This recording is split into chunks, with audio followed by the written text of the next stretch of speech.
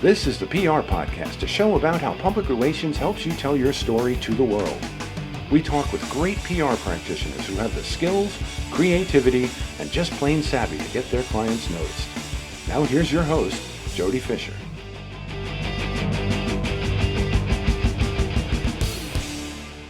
Hey everyone, and welcome to the PR Podcast. I'm Jody Fisher. Thanks for joining us. Well, don't forget to send us your PR Podcast plug.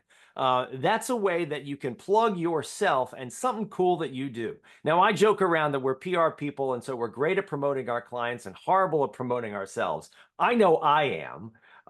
And so this is an easy way for you to get some love for something cool that you've done. Now, like we say, it's not your 9 to 5. It's something extra. It's the extracurricular thing. And it doesn't have to be PR related. Maybe you've got a cool YouTube cooking channel. Maybe you won an award. Maybe you wrote a book. Maybe you have your own podcast. We'll plug you and get you some traction for something that you are passionate about. So send us a DM on any of the socials, either to the PR Podcast or to me at Jody Fisher. Like I said, on any of the socials, let us know something cool that you've done, and we'll get you a PR Podcast plug at the top of an upcoming show. Now on with our show for today, and our guest comes from across the Atlantic. Yasmina Stitou is a Barcelona-based award-winning publicist and strategy consultant working in brand strategy, communications planning, and public relations with a focus on lifestyle Web 3.0 fashion and beauty. With her strong understanding of international culture, Gen Z Millennial consumer trends, cultural strategy, and the Zeitgeist, she founded the strategy studio Casanegra, and she's currently experimenting and producing conceptual projects with Gen AI, Comfy UI, Leonardo, Stable Diffusion, Midjourney, and others. Yasmina, welcome to the PR Podcast. Hi, Jody. I'm so excited to be here. Thank you for having me. Well, I'm excited to have you on as a guest because we're going to get to talk about things that I don't understand. And that's great. why I wanted to have you on, is to explain this sort of, we mentioned Web 3.0, but all these new technologies, as well as all the new audiences, Gen Z and millennials, who are not new. I mean, millennials are in their 40s now, I guess, right? Sounds about right. Yep. Right. I mean, I have a brother-in-law, he's a millennial and he's 40 plus and he's got kids. So, these are not the millennials that we used to talk about, way back when. And I'm a Gen Xer, so I need some education. Help us understand what you're working on at your strategy studio, which is Casanegra. Absolutely. Well, really, I have a background in engineering. So I've always been extremely passionate about data, but also really passionate about sociology and just understanding people. And I feel like Casanegra was my way of merging technology and creativity. What I do at Casanegra is essentially we study the cultural zeitgeist and we make that into strategies. And all of that is incorporating AI tools and machine learning algorithms. I'm really passionate about earned media, and I feel like it's the future, and there's no other way around that. But we'll discuss that in a second. And Casanegra is my way to show the world that data and intelligence does not always mean less human. It can always be a way to better understand society and better communicate from brands to people and from people to brands. So give us some, for instances, or maybe some examples. And I don't want to put you on the spot because whenever people put me on the spot, I'm like, But tell us a little bit about, expand on what you just said there on using machine learning and data to better inform strategies that reach people on that human level. How are you doing that? Yeah, absolutely. So data is data, right? And so it's really difficult to format people's behaviors and tastes into data. But quite honestly, in the world that we're living in today, with so many algorithms surrounding us in every social media channel, in every news source that we consume, it really surrounds us. So I use AI tools and machine learning to understand the numerical and quantifiable data about people and summarizing that with my added knowledge, our added knowledge on society and culture and what's trending and popping at the moment. So blending that, you have the best case scenario of understanding culture and current trends to develop amazing PR strategies, communication strategies, and brand strategies. But you also have the data and the numbers to support that and understand what's actually functioning and what can actually be improved. I feel like that's the future of the creative industry. Really, we have really to marry technology without losing our human soul. And I feel like a lot of tech startups are like dabbing into that, where we're losing that sort of like human factor. And at the end of the day, we're people. We vote with our wallets. We consume things that we are passionate about. We don't consume things that have values that we don't agree with. So all of that cannot be quantifiable. And Casanegra for me is a way to marry the two. So what kind of data points are you using? Again, like give us for instance, what kind of data do you grab and say, okay, this is going to tell us how we conduct this campaign, or what kind of initiative we create? Absolutely. Well, it goes from readership in terms of audiences and what they're currently tapping into.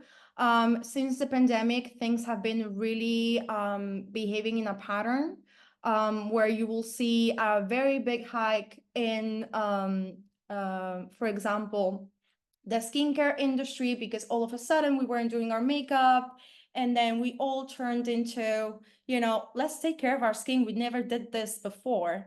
And that's happened in every industry. So it's about seeing the numbers, the readership, the social media following, and what people are talking about. And that's quantifiable in tweets, in posts, in stories. What are people currently talking about? What do people care about? And that's all of that. I turn that into data, and then that helps me understand people's behaviors better with my obviously added expertise. But the numbers and the Zeitgeist, amazing combination.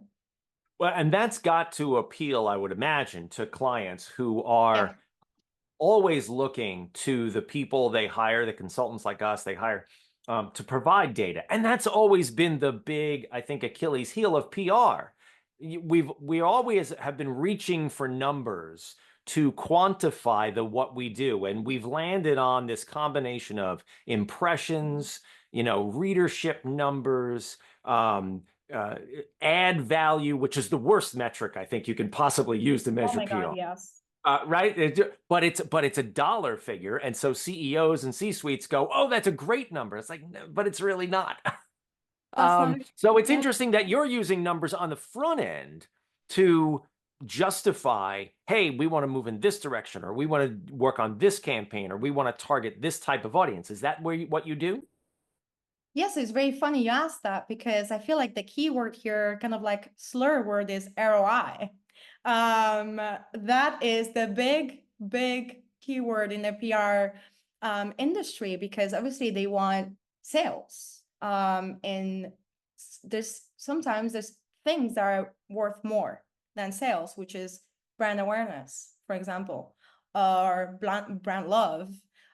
You may be a very small brand, but if people absolutely adore your brand, it's gonna exponentially grow without you putting a single dollar into ads, because people love it so much and they feel they relate to that brand. So I feel like I'm playing with numbers in the opposite side. I don't do ROI. I don't promise any sales. I feel like us here in the PR industry, that will be a disservice to what we do.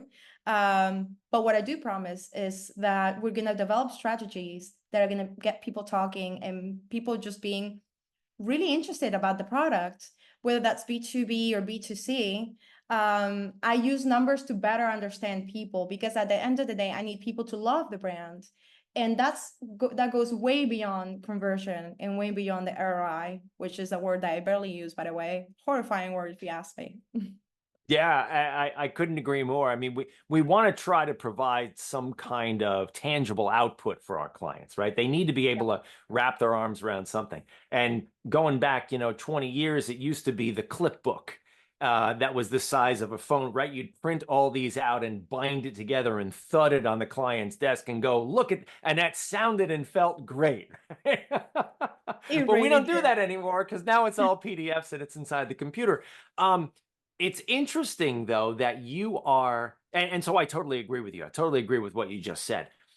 It's interesting, however, that you are using the data, using your PR strategies to target audiences and drive audiences who are, you mentioned Gen Z, millennial, generally younger people, to drive them back with earned media, which we've all been told is like yesterday's news for younger audiences, that they consume everything through their phones, that it's all about social media, that it's not newspaper and radio and TV and what we think of as traditional media. You're saying, no, that's not the case. Yeah, exactly. I mean, for me, I don't try to understand my brand or client. I try to understand people, and then I reverse that backwards into the strategy. I don't incorporate the brand into people's lives. I incorporate people's lives into the brand. And so that's what it is about. It's about understanding what people's consuming behaviors, current interests, and just patterns. I need to understand people. So a good amount of my time is spent actually reading about sociology and what people love and what people just desire as humans. And that also taps into philosophy. I'm not about to get spiritual in here, but it really is the fact of the matter is that we cannot make brands that are successful without understanding people. It's sometimes just not about sell. It's about understand, and then you'll sell organically at very low effort and very low cost. That's the trick, especially now, because at the end of the day, with so much information in our phones, we are numb. We are numb to it.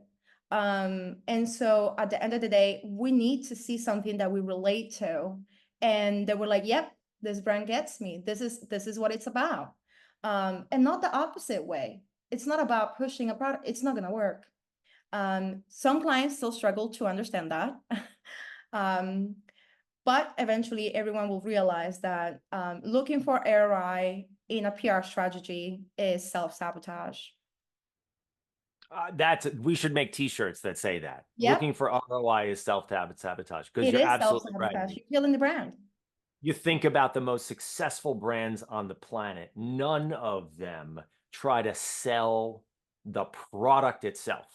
They sell the lifestyle, they sell the vibe, they sell the values, they sell the thing that they stand for, whatever that is. And before they can even sell that, they've got to define it. And that's what I think what you're doing, right? Is you're helping to define that brand and then define the audiences that brand wants to go after, and using the data to connect them. It's so smart. Yeah, I don't like numbers from the brand. I don't want to see, any sort of like logistical situations, or like ROI, or like, things like that, or like market numbers. I want to see numbers from the people. If I don't understand people, I can't develop a successful PR strategy. I really can't. Nobody can. So I kind of like took numbers, since, C-suite executives love numbers so much, and I made them work for me. That's very smart. What's the reaction from the C-suites and the clients who, when you give them this explanation, you say, here's what we're trying to do. Do you have to convince them that your strategy is the right one? How does that conversation go? Honestly, that's the interesting part. Once they see numbers, they're chill. Because it's not about selling numbers. We cannot provide selling numbers or conversion rates, or links and clicks and things like that. We don't do performance marketing, which, by the way, performance marketing is pretty much dead. But we provide numbers in the way that I'm like, hey, if you do this, I can not guarantee, but pretty much guarantee that people are going to like this, because here's the evidence people like this. Here are the numbers. So if we do this, chances are this is going to be successful. And they're happy with that most of the time. obviously. There's always the old school CEO that wants to see the ROI, but I don't work with those. So, Right, exactly. Well, and that's important, right? Running your own yeah, business, you get to pick and choose the clients you work with because you get to pick the people, you want to pick the people who you're going to vibe with the best. You're going to pick totally. the people who you're going to align with and work well with. And I'm a big believer, I think you probably are too, in letting those clients that aren't a fit go, because Totally. as much as it might be to get the paycheck, it's better to not frustrate yourself and bang your head against a wall trying to convince Totally. somebody that black is white or up is down, right? That sounds very familiar to me. Yeah. I'm pretty sure I've heard that before. Um, I would say that at the end of the day, I want to work with brands that I know I can make successful, and I can make successful any brand that trusts me enough for me to tell them, hey, I'm not looking for ROI. I need you to trust me. This is what we're gonna do, and then you're gonna be successful.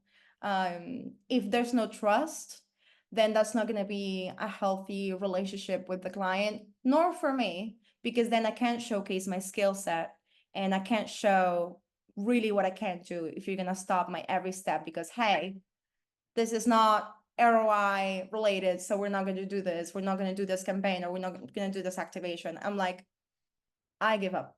I need to do my best with my every client. And unless I'm allowed to do that, that's not interesting for me. Yeah, I hear you. So are there strategies, sort of go-to strategies that you can rinse and repeat? Not that you repeat anything, right? Every campaign is Yeah. bespoke to the client and their needs. But are there tactics or techniques that you use that you kind of go to say, hey, this thing works consistently, or this way of doing it reaches a particular audience? I mean, for me, because I do position myself a little more of a strategist rather than a publicist. I am a publicist of the core, but I am a big fan of strategy and again, love numbers. So I'm very methodical about the way that I work. And for me, a very good way to implement this into my PR strategies are both brand personas and their customer journeys. These two are everything to me. If we are talking about a B2B business that is targeting founders, startup founders, I need to know what a startup founder does on a day-to-day basis. Do they have a Twitter? Refuse it to call it X, by the way. Do they, what newspapers do they read? Even what do they like for lunch? Even those sort of like more basic may appear irrelevant questions, I need to understand their behavior and I can't incorporate that into my PR strategies. Here's what a startup founder does. Here's what they find their news. This is what they like. Let's make stuff that they care about. So for me, customer journeys, even though that's more in the realm of brand strategy than PR strategy, that's something that I incorporate a lot into my tactics, that I cannot do a strategy without understanding the persona, what they do, what sports they do, hobbies, age, locations, where do they like to travel, all of the above, and then also analyze their behavior. How do they use their phone? Where do they get their news from? All of the above. That is such a critical perspective to bring to any client relationship, because I think a lot of clients, when they first sit down in front of us, they have this preconceived notion of what outlets they want to be in. And, for me, and probably for a lot of American-based publicists, it's we need to be in the New York Times, or we need to be in the Wall Street Journal, or we need to be on CNN, or name your cable news network or whatever. And starting there is to me a prescription for disaster. And you've just Totally. described the way you turn that conversation completely on its head. And you say, get rid of all your preconceived notions about what you think media is about, and let me educate you, right? Yep. Yep, totally. The thing is, as you said, that's a recipe for disaster because you want New York Times. Okay, what are you gonna do to get into New York Times? I can't pitch your new director hire, or I can't pitch your, I don't know, office-wide pizza party. That's not gonna work. Um, that's really not gonna work. Why are you willing to hit the New York Times? The last time I got a placement into the New York Times, it took me 6 months of work with a journalist. 6 months to land a single piece in the New York Times. A piece in the New York Times is life-changing. Some founders don't understand that. It is really life-changing to land in New York Times. So the fact that it took 6 months, I don't even think it's that long, honestly, because it's just that is extremely important for any sort of brand, whatever the industry. So are you willing to go all out for that? Because then we need activations, we need campaigns, we need to do big things, we need headlines, we need big moves. And your, latest funding round most likely is not going to cut it. Especially taking into consideration that the New York Times is a tier 1 publication in the United States, and any publications in the United States are international scope. Everybody reads the New York Times in Europe, in Africa, in Asia, everywhere in the world. So you're gonna have to give me something more than that. Well put, well put. So given that you are melding now this data-driven new audience pursuit and this strategy studio that you have with Yeah. earned media, which is still the predominant I would say, information delivery system in the world, right? Whether it's newspaper, radio, TV, magazine, it's still reporters, earned media is reporters writing stories. Yeah.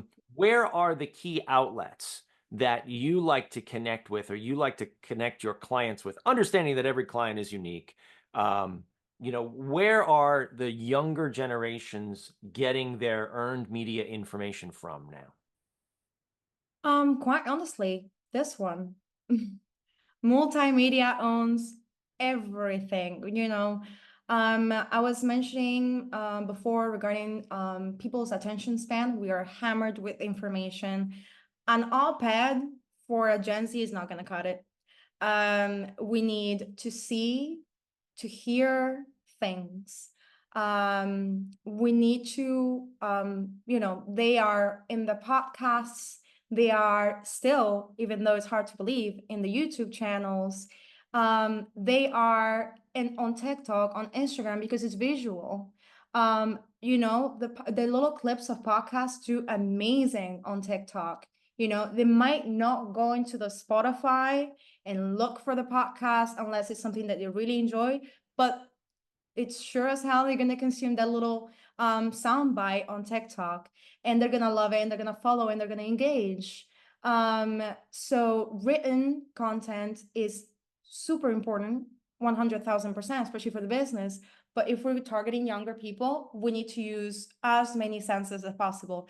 If we could create podcasts that were touchable, that would be great. But yeah, I would say multimedia, podcasts, video, clips, fast-paced. That's the key to really grab their attention. Attention span right now, the average is 0.8 seconds for the younger audiences. It's either you have 1 second to impress. So you need to do your best. And again, an op-ed is not going to cut it. All about bringing your game. Yeah. Yasmina, this has been a great conversation. Thank you so much for bringing your perspective to the show.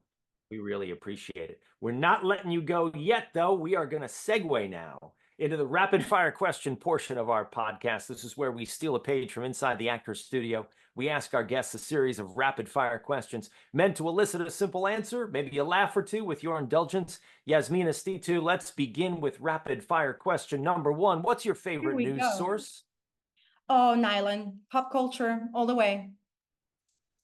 That's a good one. I don't think we've mentioned that one on the show before. That's a terrific one. Rapid fire question number 2. What's your favorite social media platform? Twitter. Again, I refuse to call it X. Same here. Rapid fire question number 3. Coffee or alcohol?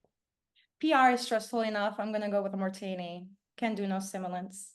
Very nice. All right, we got the follow-up. We have to vodka or gin?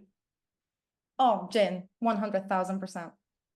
There you go. All right, and rapid fire question number 4. What's your favorite on-the-run food? Let's get a little Barcelona flavor here.